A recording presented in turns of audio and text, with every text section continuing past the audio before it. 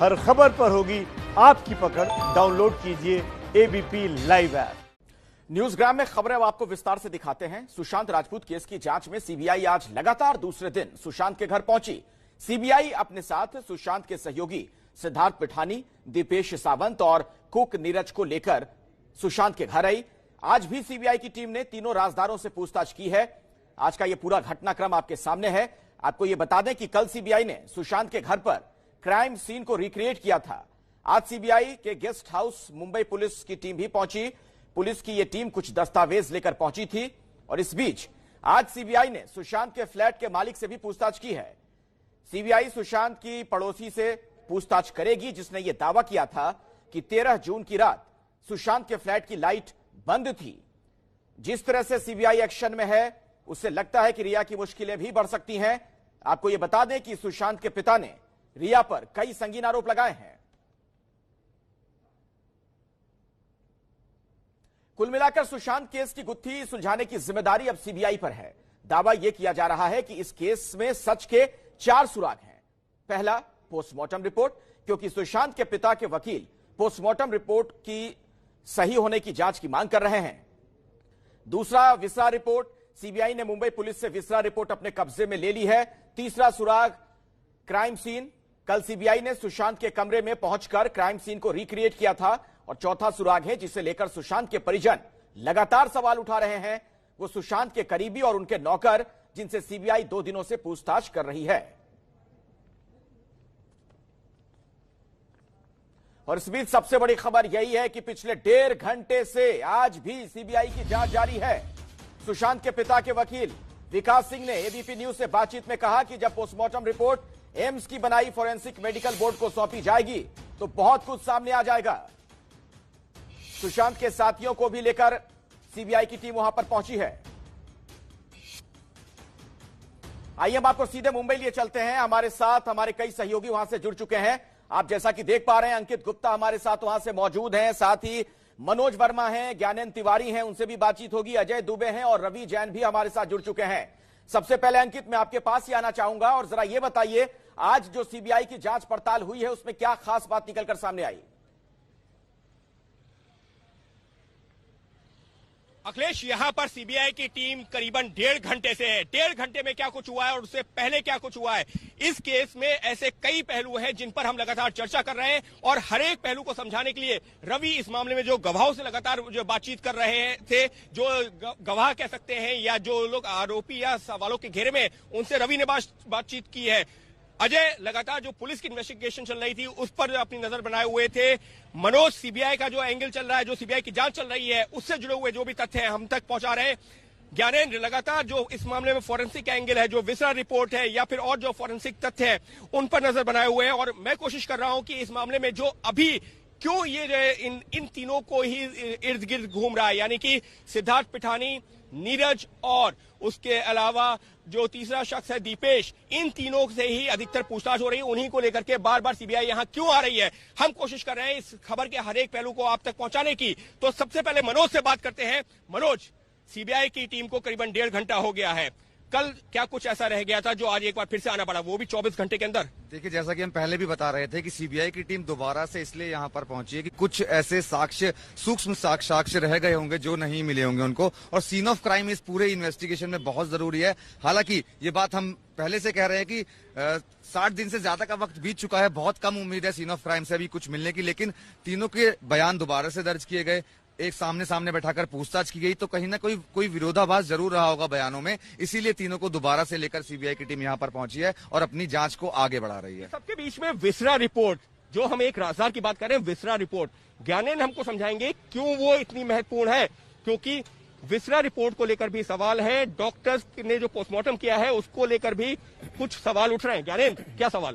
Time mention की बात हो रही है कि टाइम मेंशन क्यों नहीं किया गया, 2 दिन बाद वहां पे एफएसएल की टीम क्यों पहुंची। इसके बाद सबसे महत्वपूर्ण इसलिए भी है विसरा रिपोर्ट और पोस्टमार्टम की जो आप बात कर रहे हैं, क्योंकि जो शव यहां से निकाला गया था तो सबसे पहले यहां से वो अस्पताल ही ले गया था। तो एक दौर की जो बातचीत है वो सीबीआई की पूछताछ है, कूपर अस्पताल के लोगों से हो गई है। अगर जरूरत पड़ी तो जिस बात को हम देख रहे हैं और दिखा रहे हैं कि क्योंकि सीबीआई कल यहाँ 6 घंटे थी, 1.5 घंटे से अभी भी है, तो कुछ ऐसे सवाल जो पोस्टमार्टम को लेकर उठ रहे हैं, विसरा रिपोर्ट को लेकर उठ रहे हैं, इन इन तमाम सवालों के जवाब अभी ढूंढने के प्रयास किए जाएंगे। एक दौर की बातचीत हो चुकी है ऊपर अस्पताल के डॉक्टरों से, हो सकता है सीबीआई दोबारा भी उन तक जा सकती है, हो सकता है दोबारा डॉक्टरों तक भी पहुंचे। सिर्फ इतना ही नहीं, मुंबई पुलिस के जो जांच अधिकारी यहां पर पहुंचे थे 14 तारीख को, उनसे भी बातचीत की गई है, उनके भी बयान लिए गए। अजय हमारे साथ में। अजय, उन पुलिस ऑफिसर्स का रोल भी काफी महत्वपूर्ण हो जाता है, क्योंकि रोजनामचा हो, पंचनामा हो, उन्होंने ही तैयार किया था। और निश्चित तौर पे देखिए, पहले दिन जब आई है सीबीआई तो बात करने गई है, सुप्रीम कोर्ट ने जो फैसला सुनाया, लगा कि सारा एक्शन अब सीबीआई की तरफ से होगा, मुंबई पुलिस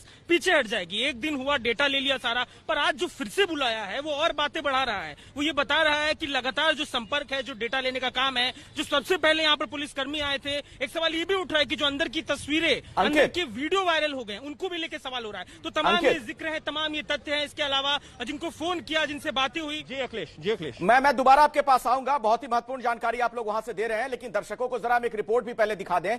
एबीपी न्यूज के पास सुशांत के घर काम करने वाले नीरज सिंह का 3 पन्ने का वो पूरा बयान है, जिसमें उसने सब कुछ बताया है। नीरज ने बताया कि सुशांत रिया का रिश्ता कैसा था, जिस दिन सुशांत की मौत हुई उस दिन क्या हुआ था, दरवाजा किसने खोला था, शव को नीचे किसने उतारा था। ये तमाम बातें हम आपको बताएंगे, लेकिन विकास सिंह ने क्या कहा है वो जानना आपके लिए बहुत जरूरी है। सुनिए आप। देखिए, जहां तक मेरा मानना है कि इसमें जो पोस्टमार्टम रिपोर्ट होगा ना, वो बड़ा क्रूशियल होगा। और पोस्टमार्टम रिपोर्ट के डॉक्टरों को जब इन्वेस्टिगेट किया जाएगा और जब वो सारे फोटोग्राफ आएंगे नए पोस्टमार्टम टीम के पास, जो डॉक्टर गुप्ता की टीम बनाई गई है एम्स के, जो हेड ऑफ द डिपार्टमेंट है, बड़े कॉम्पिटेंट डॉक्टर हैं और बहुत ही सिस्टमैटिकली चलते हैं। तो डॉक्टर गुप्ता के पास जब फोटोग्राफ सारी आएंगी और जब वो देखेंगे, सारा पोस्टमार्टम रिपोर्ट देखेंगे, तो डॉक्टर गुप्ता बहुत आसानी से इसका एक असेसमेंट ले पाएंगे कि ये हैंगिंग, और खास करके जब वो डॉक्टर गुप्ता को वो कपड़ा दिखाया जाएगा, जो कुर्ता दिखाया जाएगा, जिस कुर्ते से उन्होंने पिठानी क्लेम करता है कि वो हैंग करके मरे हैं, तो वो सब जब दिखाया जाएगा तो मेरे को लगता है कि, और उसके बाद जो सीन पे उन्होंने रिक्रिएट करने की कोशिश की गई है, क्योंकि एक ह्यूमन टेंडेंसी है कि अगर आप हैंग करके मरना चाहते हैं तो आप इसीलिए देखिए हर हैंगिंग में एक स्टूल होता है, और स्टूल को अगर आप पैर से किक कर देते हैं तो उसके बाद फिर आप स्टूल पे वापस नहीं आ सकते हैं, चाहे कितनी भी आपकी उस समय लास्ट में मंशा हो कि मैं अपने आप को बचा लूं, आप बचा नहीं सकते हैं। लेकिन एक बेड के बगल से हैंग करने में जैसे ही आपको स्ट्रगल फेज आएगा ना, जिस समय आपको दम घुटने लगेगा, तो ऑटोमेटिकली आप बेड पे वापस आ जाएंगे। मतलब वो एक ह्यूमन नेचर है, उसको कोई बदल नहीं सकता, वो एक सृष्टि का एक नियम है, तो इसलिए वो नियम को कोई बदल नहीं सकता। इसलिए ये इम्पॉसिबल है कि सुशांत जो है हैंगिंग से ऐसे हाइट से कूदे हो जहां पर कि पलंग से उनको निकल करके कूदना पड़े और पलंग से उनका बॉडी टच करता रहे, और उनकी लंबाई इतनी थी कि जमीन पर भी उनका पैर टच कर रहा था। इसलिए कहीं ना कहीं इसमें बहुत ही रहस्यमय कहानी बनाई गई है, जो कि शुरू में परिवार ने विश्वास कर ली, क्योंकि मुंबई पुलिस और सब ने इतना जबरदस्त एक हवा बना दिया सुसाइड का कि परिवार ने कहा कि अगर हम मर्डर बिना कोई तथ्य के कहेंगे तो बड़ा बेतुका लगेगा। लेकिन जिस तरह से पिठानी पलटा है और जिस तरह से उसने रिया को सपोर्ट करने की कोशिश की गई, उसके बाद से तो परिवार को बहुत डाउट है कि ये सुसाइड का केस लगता ही नहीं है। तो सुशांत सिंह राजपूत डेथ मिस्ट्री पर एबीपी न्यूज पर यह बड़ी कवरेज आप देख रहे हैं। हमारे कई सहयोगी, कई संवाददाता मुंबई में मौजूद हैं। सुशांत सिंह राजपूत के घर के बाहर से पल पल की जानकारी हम आप तक पहुंचा रहे हैं। ब्रेक के पहले हमने आपको दिखाया था किस तरीके से पोस्टमार्टम रिपोर्ट को लेकर गंभीर सवाल खड़े हुए हैं। उसमें कई ऐसी बुनियादी चीजें हैं जिसे लेकर विकास सिंह, जो सुशांत सिंह राजपूत के परिवार वालों के वकील हैं, उन्होंने सवाल खड़े किए थे। अंकित, मैं सीधे आपके पास आना चाहूंगा, और जो 2-3 प्रमुख बातें पोस्टमार्टम रिपोर्ट में कही गई हैं, खासतौर पर जो उसमें डेथ का समय नहीं लिखा गया है, इसके अलावा किस तरीके से फांसी पर उनके लटकने की बात कही जा रही है सुशांत की, उसको लेकर सवाल खड़े किए गए हैं। इससे मुताल्लिक कुछ जानकारी, कुछ अपडेट है आपके पास? अखिलेश, हमको यहां पर 2 चीजों को कोरिलेट भी करना होगा। वो बयान जो कि कल पड़ोसी महिला ने दिया, उन्होंने क्या कहा कि रात में 10:30 से 11 बजे के बीच में सुशांत के घर की लाइट्स बंद हो गई थी, जो अमूमन सुबह 4 से 5 बजे तक जलती रहती थी। दूसरी चीज, पोस्टमार्टम रिपोर्ट में सुशांत की मौत का टाइम का जिक्र नहीं है, और इस वजह से परिवार वाले खास तौर पर अब ये सवाल उठा रहे हैं कि क्या जो नीरज का बयान, जो 3 पन्नों का बयान है, जो पुलिस को अंकित, आप अपनी बात जारी रखिएगा, मैं बीच में थोड़ा आपको रोक रहा हूं। दरअसल जो तस्वीरें सामने आ रही हैं, ये सीधी तस्वीरें हैं। इस वक्त आप देखिए सीबीआई की टीम जो जांच पड़ताल कर रही है, खिड़की से आपने देखा था कोई शख्स अभी झांकता हुआ नजर आया था। आपको बता दें कि कल भी 5.5 घंटे तक सीबीआई ने यहां पर तफ्तीश की थी, तमाम सुराग सबूत जुटाए गए थे, और जो इस मामले के राजदार हैं उनसे पूछताछ की गई थी और आज भी यह सिलसिला जारी है। ये जो आप देख रहे हैं खिड़की, अभी अभी कोई शख्स यहां से झांकता हुआ नजर आया था। आप देखेंगे तस्वीरों में आपको सीबीआई के कई अधिकारी दिखेंगे जो यहां पर लगातार तहकीकात करते हुए दिख रहे हैं। अंकित, अपनी बात जारी रखें। जी बिल्कुल, छत पे भी पहुंचे हुए सीबीआई के अधिकारी और घर के भी हर कोने को तलाश रहे हैं। लेकिन मैं जिस बात का जिक्र कर रहा था, जब हम दो चीजों को कोरिलेट करते हैं, जिस बात पे हम लगातार हम सब लोग चर्चा कर रहे हैं, पोस्टमार्टम रिपोर्ट में टाइम नहीं है कि किस वक्त मौत हुई है, और जो लेडी का बयान है वो अपने आप में कहीं ना कहीं जब हम दोनों को कोरिलेट करते हैं सवाल खड़े करते हैं, और परिवार लगातार यही सवाल खड़े कर रहा है। मनोज, अगर हम बात करते हैं जांच के एंगल से, सीबीआई निश्चित तौर पर जो ये दो तथ्य हैं, अगर हम लोग कोरिलेट कर रहे हैं तो सीबीआई भी इनको कोरिलेट कर रही होगी। बिल्कुल बिल्कुल अंकित, सीबीआई बिल्कुल कोरिलेट कर रही है, क्योंकि उस महिला ने जो बयान दिया वो बेहद चौंकाने वाला बयान है। और उनका साफ तौर पे कहना था कि लाइट अमूमन 4 बजे तक जलती थी, जो अचानक 13 तारीख को नहीं जली। 13 तारीख को 10:30 से 11:45 के बीच में लाइट बंद हो गई थी, सिर्फ किचन की लाइट जल रही थी। तो समथिंग समवेयर, आखिरी शब्द उनके ये थे। तो यानी कहीं ना कहीं मनोज, जो बात आपने कही यही एक बड़ा सवाल है कि आखिर उस रात ऐसा क्या हुआ था कि हर रोज सुबह 4-5 बजे तक लाइट जलती थी फ्लैट में और 10:30 पौने 11 बजे लाइट बंद कर दी गई थी। एबीपी न्यूज के पास सुशांत के घर काम करने वाले नीरज सिंह का 3 पन्ने का वो पूरा बयान है जिसमें उसने सब कुछ बताया है। नीरज ने बताया सुशांत रिया का रिश्ता कैसा था, जिस दिन सुशांत की मौत हुई उस दिन क्या हुआ था, दरवाजा किसने खोला था, शव को नीचे किसने उतारा था, फंदा किसने काटा था। इन सारे सवालों के जवाब जानने के लिए जांच एजेंसियों को दिए नीरज के बयान पर बनी ये रिपोर्ट देखिए आप।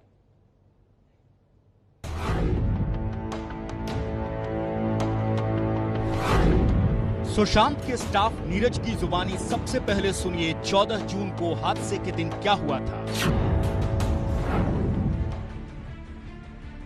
14 जून को मैं हमेशा की तरह सुबह 6:30 बजे उठ गया और हमेशा की तरह कुत्तों को टहलाने के लिए गया। मैंने 8 बजे ऊपर के कमरे की सफाई की, फिर सीढ़ियों की सफाई करते समय सुशांत सर कमरे से बाहर आए और मुझसे ठंडा पानी मांगा। सर को पानी देने के बाद वो खड़े हुए और पानी पिया। तब उन्होंने मुझसे पूछा कि हॉल की सफाई बेलगाम किया और मुस्कुराकर अंदर चले गए। जैसा कि मैं सुबह 9:30 बजे हॉल में झाड़ू लगा रहा था, मैंने देखा कि केशव ने सर के लिए केला, जूस और नारियल का पानी लाया था। लेकिन जब केशव सर के कमरे से बाहर आया तो उसने मुझे बताया कि सर ने केवल जूस और नारियल पानी लिया है। फिर सुबह 10:30 बजे खाने में क्या बनाना है ये पूछने के लिए केशव सर के कमरे में गया और जब उसने दस्तक दी तो उसे पता चला कि कमरा अंदर से बंद था। नीरज ने बयान दिया है कि कमरा अंदर से बंद होने के बाद वहां मौजूद लोगों को कुछ समझ में नहीं आ रहा था। आखिरकार बाहर से फोन करके चाबी वाले को बुलाया गया, वही चाबी वाला जिससे एबीपी न्यूज भी बात कर चुका।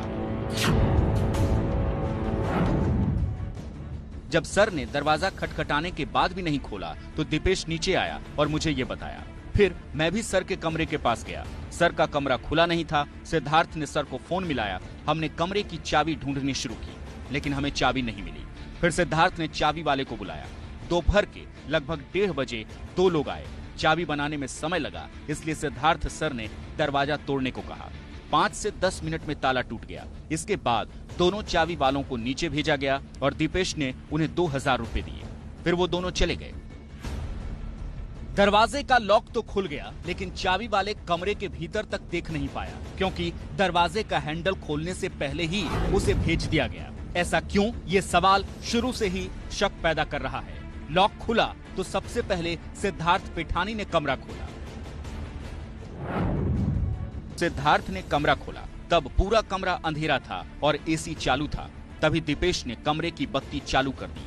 सिद्धार्थ आगे बढ़ गया और अचानक बाहर आ गया। फिर जब दीपेश और मैं अंदर गए तो देखा कि क्या हुआ था। सुशांत सर खिड़की की तरफ मुंह करके और बिस्तर के किनारे हरे कुर्ते में पंखे से लटके हुए थे। सुशांत के शव को फंदे से लटका हुआ किसी ने नहीं देखा, यहाँ तक कि बहन मीतू ने भी नहीं, क्योंकि उससे पहले ही सिद्धार्थ ने शव को उतार दिया था। यही बात नीरज के बयान से भी सामने आई है। सिद्धार्थ ने मीतू दीदी को फोन किया और उन्हें सूचित किया। तब सिद्धार्थ ने मुझे कुर्ता काटने के लिए चाकू देने के लिए कहा। मैंने एक चाकू लाया और सिद्धार्थ को दे दिया। फिर सिद्धार्थ ने चाकू से कुर्ता काटा। सुशांत सर के पैर बिस्तर पर टच हुए और उनका शरीर बिस्तर पर जोर से गिर गया। नीरज के बयान के मुताबिक सुशांत के गले से फंदे वाले कुर्ते को उसी ने हटाया था। मीतू दीदी कमरे में आई और चिल्लाने लगी, गुलशन तू ये क्या किया? फिर मीतू दीदी ने सर को बिस्तर पर ठीक से लेटाने के लिए कहा, इसलिए हमने सर को बिस्तर पर लेटाया। उसी समय मैंने सुशांत सर के गले में कुर्ते की गांठ को खोल दिया और उस कपड़े को एक तरफ फेंक दिया। फिर सिद्धार्थ ने सुशांत सर की छाती को दबाया और उन्हें होश में लाने की कोशिश की, लेकिन इससे कोई फर्क नहीं पड़ा। फिर सिद्धार्थ ने मदद के लिए पुलिस को फोन किया और फिर पुलिस वहां आ गई। सुशांत की मौत खुदकुशी थी या हत्या, इस सवाल का जवाब पूरा देश जानना चाहता है।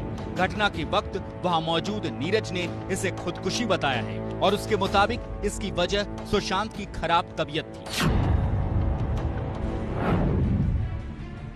सुशांत सर ने आत्महत्या करने के लिए जो कुर्ता इस्तेमाल किया वो सुशांत सर का ही था। कुर्ता फैब इंडिया कंपनी का था। सर के पास ऐसे 3 से 4 कुर्ते हैं। इन कुर्तों का इस्तेमाल सर पूजा के दिन किया करते थे। 5-6 महीनों से सर की तबीयत ठीक नहीं थी, इसी कारण से उन्होंने आत्महत्या की होगी, ऐसा मुझे लगता है। अगर ये खुदकुशी थी तो फिर सुशांत ने खुदकुशी क्यों की? ये सबसे बड़ी गुत्थी है। एफआईआर में रिया पर खुदकुशी के लिए उकसाने के आरोप लगे हैं। नीरज ने भी सुशांत और रिया के रिश्तों को लेकर कुछ साफ तो नहीं कहा, लेकिन 8 जून के झगड़े का जिक्र जरूर किया है। 8 जून को केशव और मैं खाना तैयार कर रहे थे। उस समय रिया मैम अपने भाई शोभिक के साथ बिना भोजन किए चली गईं। उस समय सुशांत सर अपने कमरे में ही बैठे थे। जांच के दूसरे दिन सीबीआई की टीम सुशांत के घर की छत पर पहुंची, केस के उन्हीं किरदारों के साथ जो सवालों और आरोपों के घेरे में हैं। आखिरकार सीबीआई छत पर क्यों गई थी? सुशांत सर और रिया मैम रोज सुबह ब्लैक कॉफी पीते थे और बातें करते थे। रिया मैम और सुशांत सर सुबह छत पर एक्सरसाइज करते थे। कभी कभी लंच के बाद सुशांत सर मुझे छत पर संगीत और योग के उपकरण लगाने के लिए कहते थे और केशव को डिनर के लिए कहा जाता था। और सुशांत केस से जुड़ी इस वक्त की एक बहुत बड़ी खबर आपको बता दें। एक बड़ा खुलासा है ये। फोरेंसिक रिपोर्ट के मुताबिक हैंगिंग के बाद सुशांत के गले में जो कपड़ा था उसका फाइबर सुशांत के फाइबर से मिलता है। कपड़ा 200 किलो तक का वजन उठा सकता है। मुंबई पुलिस के मुताबिक पहले पोस्टमार्टम में टाइम ऑफ डेथ नहीं था, इसलिए मुंबई पुलिस ने दोबारा डॉक्टरों से टाइम ऑफ डेथ मेंशन करने के लिए कहा था और डॉक्टर्स ने मौत के समय को मिलाकर एक अलग रिपोर्ट दी थी, जिसमें यह कहा गया था कि पोस्टमार्टम करने से 12 से 15 घंटे पहले मौत हुई थी। दरअसल इसे एक बड़ा मुद्दा बनाया जा रहा था सुशांत सिंह राजपूत के परिवार के जो वकील हैं विकास सिंह, उनकी तरफ से, कि आखिर मृत्यु का समय क्यों नहीं लिखा गया पोस्टमार्टम रिपोर्ट में। ऐसे में अब एक नई रिपोर्ट तैयार की गई है जिसमें ये बातें मेंशन की गई हैं। ये बड़ी खबर है, एक बार फिर से हम आपको बता दें। मुंबई पुलिस के मुताबिक पहले पोस्टमार्टम में टाइम ऑफ डेथ नहीं था, इसलिए मुंबई पुलिस ने दोबारा डॉक्टर से टाइम ऑफ डेथ मेंशन करने के लिए कहा था। ऐसे में डॉक्टर्स ने मौत के समय को मिलाकर एक अलग रिपोर्ट दी थी जिसमें यह कहा गया था कि पोस्टमार्टम करने से 12 से 15 घंटे पहले सुशांत सिंह राजपूत की मौत हुई थी। पोस्टमार्टम से 12 से 15 घंटे पहले उनकी जान गई थी और यही नहीं, उस कपड़े को लेकर भी कहा गया है जिसे लेकर सवाल खड़े हो रहे थे कि 200 किलो तक का वजन उससे उठाया जा सकता है। आइए सीधे आपको लिए चलते हैं गणेश ठाकुर के पास। हमारे सहयोगी हमारे साथ जुड़ गए। गणेश, क्या बड़ी बातें इसमें नजर आ रही हैं, जरा सरल भाषा में समझाएं। जी देखिए अखिलेश, लगातार 2-3 मुद्दों पर सवाल उठाए जा रहे थे। अब मुंबई पुलिस की तरफ से ये बात सामने रखी गई है और फॉरेंसिक रिपोर्ट जो मुंबई पुलिस के पास है, जिसे सीबीआई को सौंप दिया गया है, वो रिपोर्ट एबीपी न्यूज के पास है, जिसमें साफ कहा गया है कि जिस कपड़े को लेकर सवाल उठ रहे थे, इतना एक कपड़ा, एक कुर्ता, इतने लंबे चौड़े आदमी का वजन कैसे ले सकता है। तो फॉरेंसिक रिपोर्ट में मुंबई पुलिस ने ओपिनियन मांगा था कि इस कपड़े ये कपड़ा कितना वजन ले सकता है या कितना वजन उठा सकता है। तो इस ये कपड़ा 200 किलो का वजन उठा सकता है, ऐसा फॉरेंसिक की रिपोर्ट में साफ कहा गया है।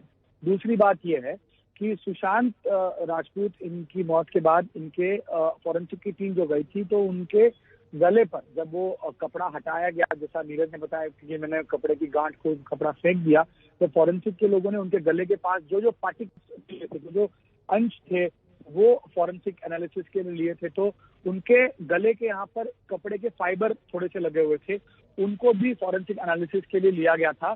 और अब फॉरेंसिक रिपोर्ट में ये कहा गया है कि सुशांत के गले पर कपड़े के जो फाइबर मिले हैं, वो कपड़े के फाइबर और वो हरे रंग का कपड़ा, उसका फाइबर मैच करता है। यानी सुशांत की मौत जो थी, जैसे आत्महत्या कोई कह रहा है, कोई हत्या कह रहा है, तो जो भी था वो उसी कपड़े से उनकी मौत हुई थी, गला घुटने से या जो उसको अपने गले पर ये करने से। तो ये कपड़े का फाइबर मैच करता है, ये फॉरेंसिक रिपोर्ट में कहते हैं। यानी इसी हर एक रंग के कपड़े से, कुर्ते से उनकी मौत हुई थी। और दूसरी अहम बात इसमें यह है कि लगातार ये सवाल उठाए जा रहे थे कि पोस्टमार्टम रिपोर्ट में टाइम ऑफ डेथ मेंशन क्यों नहीं है। तो मुंबई पुलिस ने साफ किया है कि जब पहली पोस्टमार्टम रिपोर्ट आई 5 पैनल के डॉक्टर्स ने की थी, तो उसमें टाइम ऑफ डेथ नहीं था। बाद में मुंबई पुलिस की तरफ से क्वेरी की गई थी कि इसमें टाइम ऑफ डेथ मेंशन नहीं, तो उसको आप मेंशन कीजिए। तो अब ये कहा जा रहा है कि डॉक्टर्स की तरफ से इस रिपोर्ट का एक सप्लीमेंट्री रिपोर्ट कहिए या एक टाइम ऑफ डेथ का एक पेज भी जोड़ा गया था। डॉक्टर्स ने अपने इसमें टाइम ऑफ डेथ का ओपिनियन दिया था। पोस्टमार्टम रिपोर्ट से 12 से 15 घंटे पहले उनकी मौत हुई थी। और ये टाइम ऑफ डेथ की जो रिपोर्ट है, वो मुंबई पुलिस का कहना है कि हमने सीबीआई को सौंप दी है। तो ये 2-3 मुख्य सवाल थे। विसरा रिपोर्ट के बारे में भी खुलासा हुआ है। विसरा रिपोर्ट में साफ कहा गया है कि विसरा में जो प्रिजर्व किया गया था, उसकी टॉक्सिकोलॉजी या जो एनालिसिस किया गया, उसमें किसी तरह का केमिकल या पॉइजन नहीं मिला है। तो ये मुंबई पुलिस की तरफ से पेश किया गया है, क्योंकि तमाम तरह के सवाल उठ रहे थे। टाइम ऑफ डेथ, वो कपड़ा, उससे आत्महत्या नहीं हो सकती है, वो कपड़ा वजन नहीं ले सकता है, किसी और चीज से, कुत्ते के पट्टे से उनका गला घोटा गया था। ये तमाम तरह की थियोरी सोशल मीडिया पे फ्लोट हो रही थी। इसी को काउंटर करने के लिए मुंबई पुलिस ने ये सामने लाया और ये सभी दस्तावेज जो हैं वो सीबीआई को दे दिए गए हैं। जी गणेश, आप ये कह रहे हैं कि दरअसल ये मुंबई पुलिस की थ्योरी है। अब ये सही है कि गलत, ये तो जब एम्स के डॉक्टर्स इससे क्रॉस वेरीफाई करेंगे उसके बाद ही पता चल पाएगा, जो टीम बनाई जा रही है। जी बिल्कुल अखिलेश, देखिए जो सवाल उठे थे वो मुंबई पुलिस की जांच पे उठे थे और हमने भी मुंबई पुलिस को सवाल किया कि ये सारे सवाल उठे, उसका जवाब आप क्यों नहीं दे रहे। तो उसी के जवाब में या हमारे सवाल के जवाब को लेकर ही ये खुलासा किया गया है। रिपोर्ट में साफ कहा गया है और ये रिपोर्ट अब शेयर की गई। अब इसकी भी जांच होगी ना, क्योंकि डॉक्टर से पूछताछ होगी जिन्होंने पोस्टमार्टम किया। टाइम ऑफ डेथ आपने पहले मेंशन क्यों नहीं किया था, क्या मुंबई पुलिस ने आपसे क्वेरी की थी क्या नहीं की थी, तो क्वेरी की थी तो आपने क्या कहा था। फॉरेंसिक एनालिसिस करने वाली टीम से भी पूछताछ की जाएगी कि आपने वो फाइबर लिया तो फाइबर वो था, वो किस निष्कर्ष पर आप पहुंचे हैं। 200 किलो वजन जो झेल सकता है, आप कह रहे हैं इस रिपोर्ट में कपड़ा, तो वो किस निष्कर्ष पर आप आए हैं या किस बिना पर आप कह रहे थे। तमाम इसकी भी स्क्रूटिनी होगी, लेकिन जो सवाल उठ रहे थे उस सवाल का जवाब दिया गया है और ये रिपोर्ट सीबीआई को सौंप दी गई है। चलिए, तो इस थ्योरी में कितनी सच्चाई है, आने वाले दिनों में इसके बारे में जानकारी मिल पाएगी। गणेश, बहुत बहुत शुक्रिया आपका इस पूरी जानकारी के लिए। हालांकि एक बेसिक सा सवाल, बुनियादी सा सवाल, जिसका जवाब अभी भी मुंबई पुलिस नहीं दे पा रही है कि आखिर पोस्टमार्टम रिपोर्ट में जो मृत्यु का समय है वो क्यों नहीं मेंशन किया गया था। और सुशांत सिंह राजपूत के घर के अंदर की कुछ तस्वीरें आ रही है, घर के आसपास की तस्वीरें हैं ये, जो टीम वहां पर पहुंची हुई है इन्वेस्टिगेशन के लिए, तहकीकात के लिए, वो टीम वहां पर वीडियोग्राफी कर रही है। यानी आसपास की तमाम तस्वीरें ली जा रही हैं, तमाम जानकारियां जुटाई जा रही हैं और मौकाए वारदात के हालात को समझने में ये तमाम चीजें सहायक होंगी सीबीआई की टीम के लिए। आप देख रहे हैं तमाम जो इलेक्ट्रॉनिक एविडेंस हैं वो जुटाए जा रहे हैं। इन तस्वीरों को देखकर ऐसा लग रहा है कि सीबीआई टीम के ये लोग हैं। अंकित गुप्ता वहां पर मौजूद है, हमारे सहयोगी। अंकित, ये सीबीआई के ऑफिसर्स ही हैं जो वीडियोग्राफी कर रहे हैं?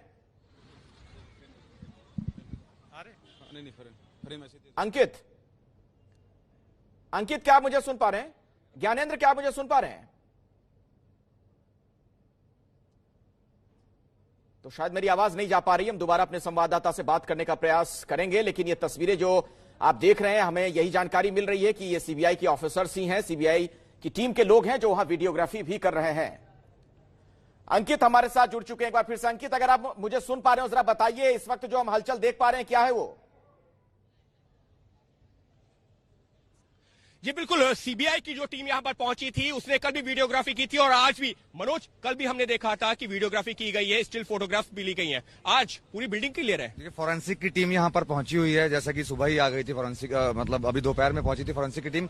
कल जो बिल्डिंग की फोटोग्राफी की गई थी वो पीछे की तरफ की गई थी जहां पर वो रहते थे। आज फ्रंट की साइड से पूरी जो है बिल्डिंग की फोटोग्राफी की जा रही है। तो मैं वही बता रहा था कि बहुत सारी चीजें फॉरेंसिक की अभी रह गई थी, उन्हीं चीजों को पूरा करने के लिए, उन्हीं चीजों को कंक्लूड करने के लिए जो टीम है सीबीआई की वो यहाँ पर इस वक्त पहुंची हुई है। ये वीडियोग्राफी की जा रही है, ये कुछ तो मकसद है, मतलब सीबीआई के सामने कुछ ऐसी चीजें आई हैं, हो सकता है एंट्री एग्जिट का उनको देखना हो क्योंकि सीसीटीवी कैमरास बंद थे, तो हो सकता है कि ये सारे पहलू भी सीबीआई की जांच का हिस्सा होंगे। सीबीआई की जांच का जो आधार है वो बहुत बड़ा होता है अंकित। अगर हम जांच की बात करें तो एक छोटी से छोटी चीज को इंक्लूड करके चलती है, तो सीबीआई इस पूरे मामले में कोई भी पेच नहीं छोड़ना चाहती है। यही वजह है कि कल काफी घंटे तक सीबीआई की टीम यहाँ पर रही, उन तीनों को लेकर के आई, और आज भी काफी घंटे, मतलब अगर मैं बताना चाहूँ तो इसमें भी वक्त लग सकता है। आज 2 घंटे से ज्यादा का समय हो चुका है और आज भी वक्त लग सकता है। पूरे तमाम, वो मैं जो कहना चाह रहा था कि छोटे से छोटे सबूत सीबीआई इकट्ठा करना चाहती है, वो कुछ भी इस केस में नहीं छोड़ना चाहती है, क्योंकि पूरा देश जानना चाहता है कि आखिरकार सुशांत सिंह राजपूत के साथ क्या हुआ। निश्चित तौर पर यही सवाल है कि आखिर हुआ क्या था, और इसी वजह से हम लोग कोशिश ये कर रहे हैं कि इस खबर का हर एक पहलू, फिर चाहे वो जो है विस्रा रिपोर्ट से जुड़ा हुआ हो, सीबीआई का हो, पुलिस हो, गवाहों से बातचीत की बात हो, तो हर पहलू मैं आऊंगा, दोबारा आपके पास आऊंगा, आपसे हम जानेंगे कुछ और जानकारी अगर वहां से आपको मिल पाई है तो सुशांत सिंह मामले की जांच में सीबीआई की टीम लगातार जुटी हुई है। एबीपी न्यूज पर यह बड़ी कवरेज आप देख रहे हैं, पल पल का हाल हम आपको दिखा रहे हैं। 2 तस्वीर जो आप देख रहे हैं, कल घर का मुआयना किया गया था, आज सीबीआई की टीम ने वहां आसपास जो कैंपस है वहां पर वीडियोग्राफी भी की है। हालांकि वीडियोग्राफी कल भी की गई थी, लेकिन घर के दूसरे हिस्से में सबूतों की तलाश में सीबीआई की टीम लगातार जुटी हुई है। कल करीब 5.5 घंटे तक सीबीआई की टीम यहां मौजूद रही थी सुशांत सिंह राजपूत के फ्लैट पर, और आज भी 2 घंटे से ज्यादा का वक्त गुजर चुका है जब सीबीआई की टीम यहां पर मौजूद है। चप्पे चप्पे की जांच की जा रही है, सघन तलाशी अभियान जारी है। आइए एक बार फिर से हम आपको लिए चलते हैं घटनास्थल से। हमारे साथ अंकित गुप्ता, हमारे सहयोगी, लगातार जुड़े हुए हैं। अंकित, कुछ अपडेट है अभी आपके पास, कुछ और जानकारी मिल पा रही है?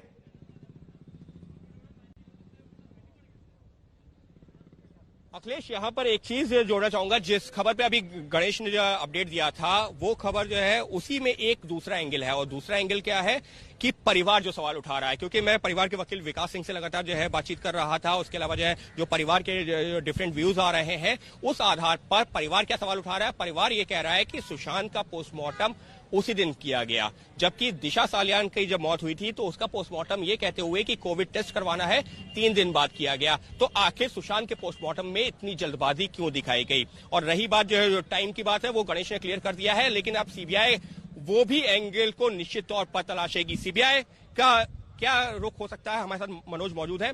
मनोज, टाइम की बात जो है, जैसा कि गणेश ने अपडेट दिया है कि एक जो सप्लीमेंट्री एक तरीके से कह सकते हैं पोस्टमार्टम रिपोर्ट, उसमें टाइम की बात कही है 12 से 15 घंटे, लेकिन सीबीआई तो अब देखेगी ना कि पहली पोस्टमार्टम रिपोर्ट में टाइम क्यों नहीं दिया है। वही कि मुंबई पुलिस के जो जांच थी वो लगातार सवालों के घेरे में थी, टाइम मेंशन नहीं था। फॉरेंसिक की टीम यहाँ पर 2 दिन बाद पहुंचती है और शुरू में इसको सुसाइड मान लिया जाता है और एफआईआर तक दर्ज नहीं की जाती। तो कहीं ना कहीं बहुत सारी ऐसी चीजें हैं जो सीबीआई को अब निकालनी है। उसके अलावा अगर बात करें तो अब सबसे अहम जो एक कड़ी है रिया चक्रवर्ती, अब उसको कब सम्मन किया जाएगा, उससे कब पूछताछ की जाएगी? बिल्कुल, हर किसी को इसी का इंतजार है कि आखिर कब रिया से पूछताछ होगी। एबीपी न्यूज के 5 रिपोर्टर वहां पर मौजूद हैं और हर पल की जानकारी हम आप तक लगातार पहुंचाते रहेंगे।